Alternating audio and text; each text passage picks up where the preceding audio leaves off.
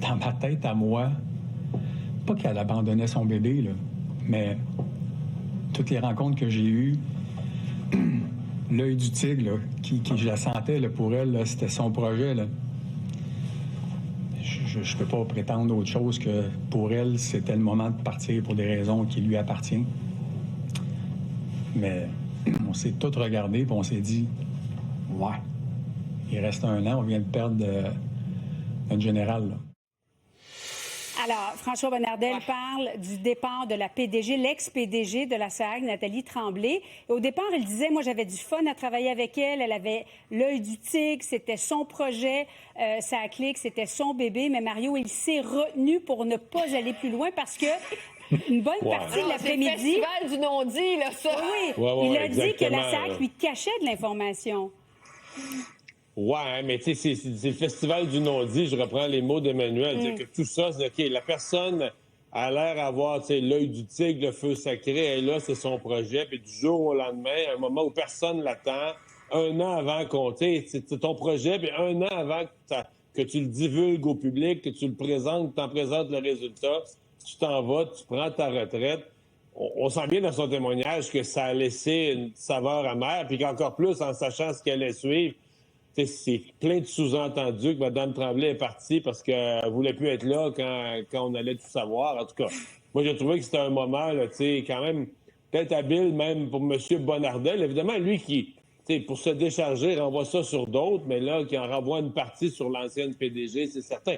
Sans dire qu'elle a voulu mal faire, mais peut-être qu'elle s'est rendue compte à l'interne que c'était plus rattrapable et qu'elle a préféré plus être là, au moment où tout ça allait sortir. Là. Mais il faut dire, il y a quand même... le témoignage de M. Bonnardel met en cause plusieurs autres personnes. Il y a ce départ là, qui nous donne l'impression qu'elle a quitté le navire parce qu'elle sentait qu'il était en train de couler. Là. On attendra son témoignage. Mais il y a aussi Éric Kerr qui passe un très mauvais quart d'heure. Là. Lui qui est supposé être le responsable, le gourou du numérique. Bon, il y a une partie du projet où son ministère n'est pas né encore, mais il est en gestation. Puis là, il veut pas aller à une rencontre qu'on organise pour faire le point. Mystérieusement, personne comprend, il veut pas y aller. Une autre rencontre, son sous-ministre, qui est supposé être le gourou du numérique, pose pas une question. Fait que finalement, M. Bonnardel dit, écoutez, nous, on est là, on fait notre possible. Moi, je suis politique. Ma job, c'est pas de faire la gestion de ce projet-là. On pose les questions, on nous rassure. Puis la gang qui sont spécialistes de ça dans notre gouvernement, il y a personne qui lève un Oui, mais drapeau. Emmanuel, il y a un élément, puis moi, je l'ai vécu en tant que conseiller politique. Comment ça se fait qu'il n'y a pas de procès-verbaux? Écoutez, moi, j'ai pas fait de rencontre en politique où on ne s'envoyait pas un courriel après pour dire au chef de cabinet ou à n'importe qui, voici un résumé, voici les 2-3 points, voici les points d'action. Le fait que le cabinet de Bonnardel et le ministre lui-même n'arrivent pas à donner comme ça des documents et qu'on doit se baser sur la souvenir, c'est des grosses lacunes de gestion d'un gouvernement, en tout cas. Trouves-tu, Mario?